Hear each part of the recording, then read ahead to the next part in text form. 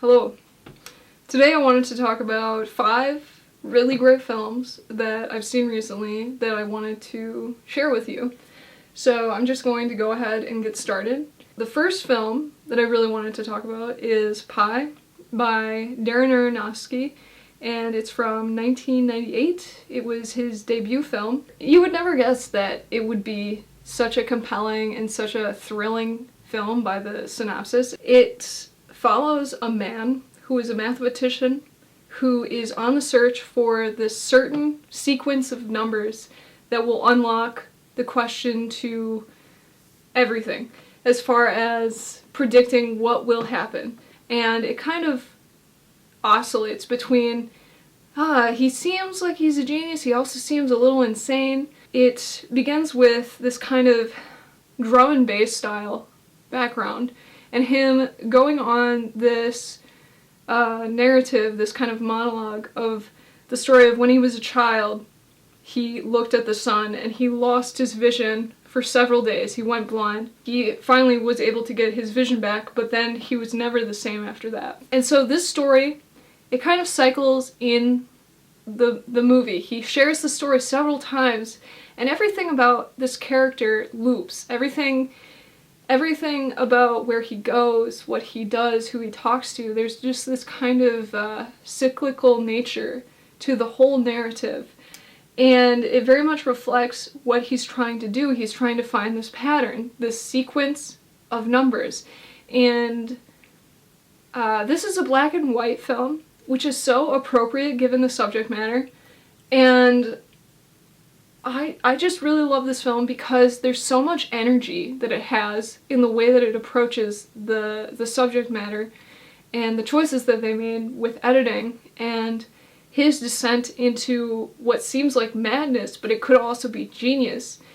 And what does it take to reach the heights of that caliber of knowledge? What do you have to sacrifice in order to obtain this kind of hidden knowledge? And does it destroy the individual who has it? So these are all questions that the movie is able to address. He has a mentor that he'll go and play games with, like chess or Go. He has this female neighbor in his apartment complex that I think he has feelings for, but obviously he's never going to approach her. So it's very similar. It reminds me a lot of Trial in that respect, with the kind of isolation, this kind of alienation from other people, similar to K. But then it also has sequences of madness that are very much akin, that you will definitely see it, very much akin to Eraserhead. And there are scenes that are like, yeah, that's from Eraserhead, but I would say in this film, the way the scenes are utilized are superior because they actually have a cohesive meaning, and you actually get something from the images. They're not just this kind of ephemeral, disconnected image.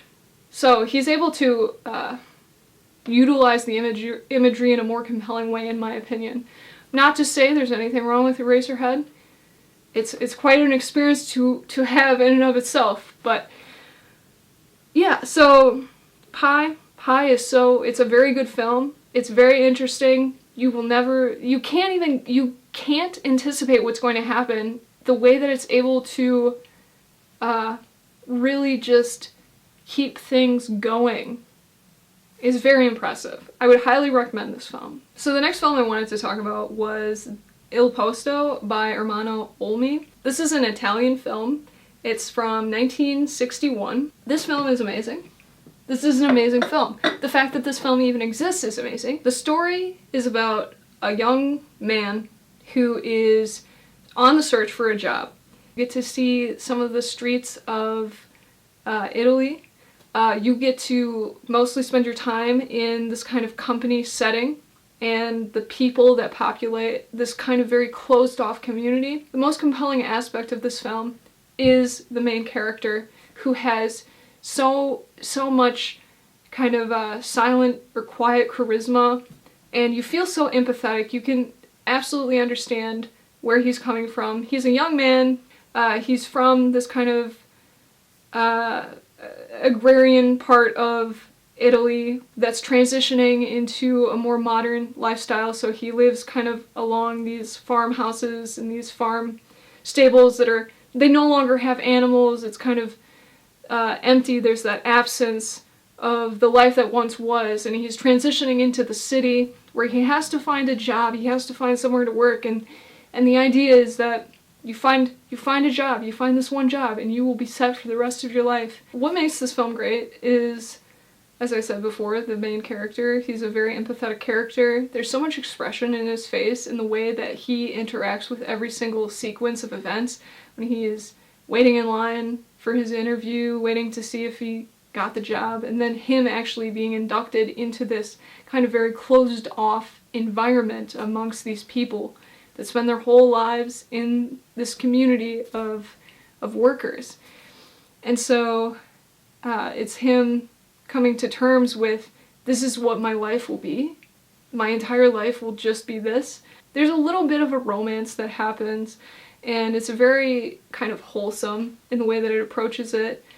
And it feels so youthful, the way that they follow the couple. But it's not, at no point is it sentimental. It's always just done with just the subtlety of reality. And this is largely in part because the director, this was his debut film, and he was basing everything that happens in this film on his experience with the company that he was working for, and the Edison company, which this is the same location where the film is actually shot.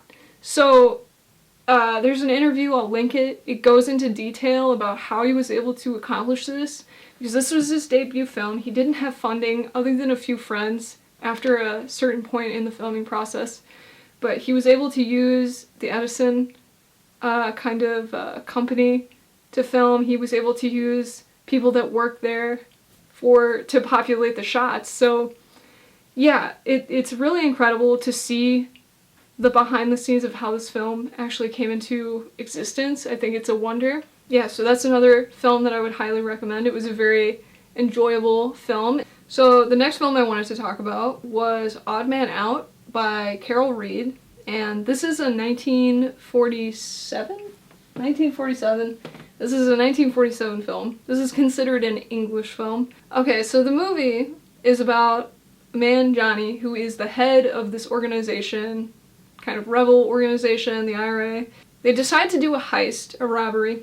They go in, they do the heist, and then Johnny, he's falling behind because he's not all there, and then he accidentally murders a man, he gets shot, he gets left behind, and then ensues the entire story, which is him being disoriented, him running away. So he's kind of like in and out of delirium. He's worried about the idea that he's murdered someone, but he's really not sure. He's really just so out of it that he doesn't know what to do. So the movie really just follows the people in his organization trying to find him, and then also other people, how people in the town actually interact when they come across him, because he's wounded, he's not well, and so you get to see how every single kind of person reacts to Johnny. And it starts as a very structured kind of what you would expect in a movie with this kind of the subject matter. It's very action-packed in the beginning, but as the narrative progresses, when you get into the third act, the structure starts to break away, and to me, I really love the third act. I loved the way it became so much more abstract, and Johnny, he went from being a character and a person, he becomes almost objectified by the people that are trying to use him for their own gain. Because the people in the town, like some people, they want to get him so that they can get money as a reward. Other people, there's a character that's a painter that wants Johnny so that he can paint him in his final hours. There's another that wants to try and bring him to confession. It's really fascinating how they were able to slowly deteriorate him as a person, and This in turn makes it so that Odd Man Out, it isn't just some kind of thriller film. It's actually it's an examination of the moral question. And in a lot of ways, Johnny then becomes a moral question to the people. Like, this person has done a horrible thing, he's done horrible things, he's not a law-abiding citizen, and what do we do? Do we help him? He's wounded, but do we help him? We don't want to get in trouble. So it starts to become a moral question, and it also ends up showcasing the existential question of, can a person be redeemed? And how does a person do that? What are the final things that a person needs before they pass away? These are all questions that are explored in Odd Man Out. The directing is really wonderful. The film was actually shot in Northern Ireland. I don't remember where. It was actually shot on the streets, which was very uncommon during this time.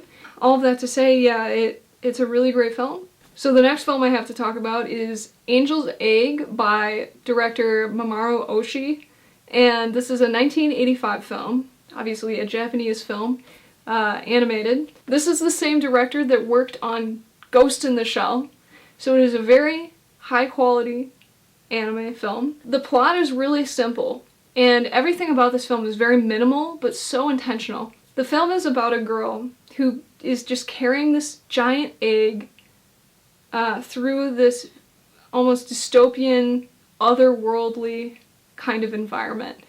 And she comes across a man who's carrying a weapon very much like a cross, and then they sort of travel together, but there's really no aim. There's a loss of purpose. I really love this film because of just the way that it's able to create metaphor. If you're able to read symbols, you're going to be able to understand this film.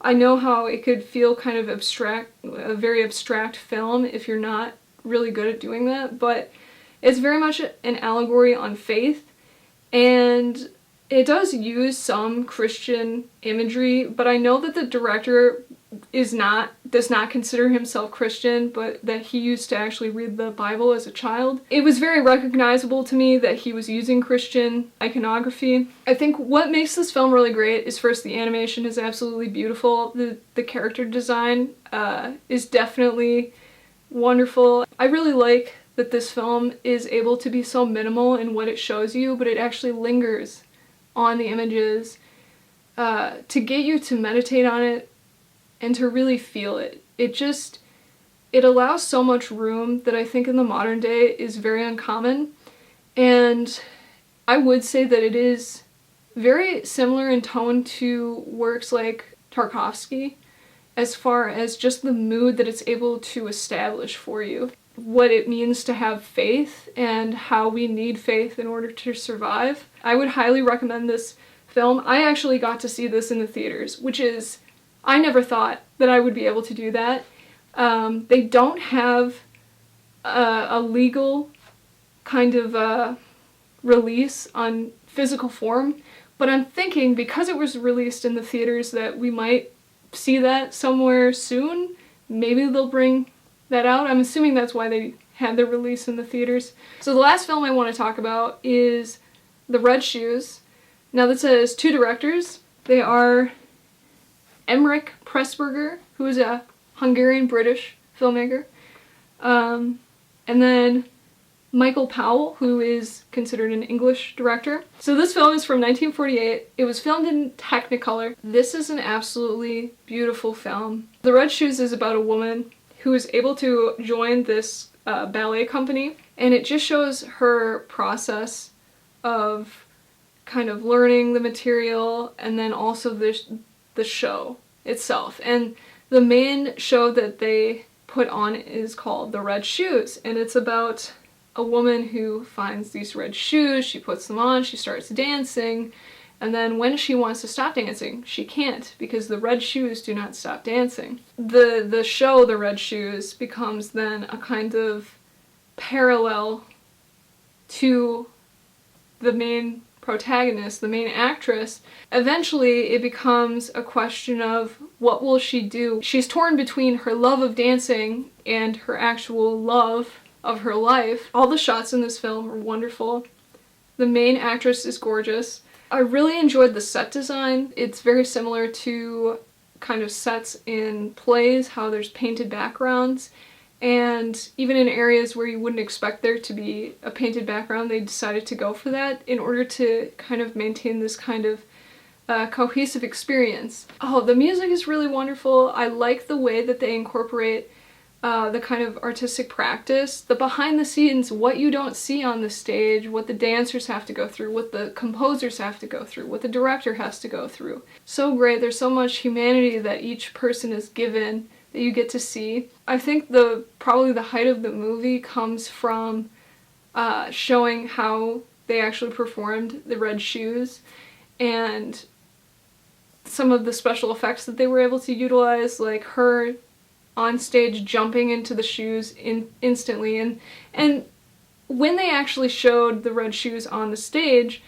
they definitely took advantage of it being an actual movie, so the way that they were able to kind of use the tricks of film to elevate their subject matter was really well done. Any case in which the movie is talking about art, I really just love seeing that side of it and seeing bits and pieces of how the process is done and what it means to the person that is involved in that process of creating any medium of art. But I also appreciate the realism of it, the fact that there is a sacrifice that has to occur in order to accomplish this thing, especially with a group of people. There's so much give and take of yourself and what you have to do in order to accomplish this goal, this higher goal as a group of people. Everything about the film is so fantastic. This is probably the film that I enjoyed the most out of this list,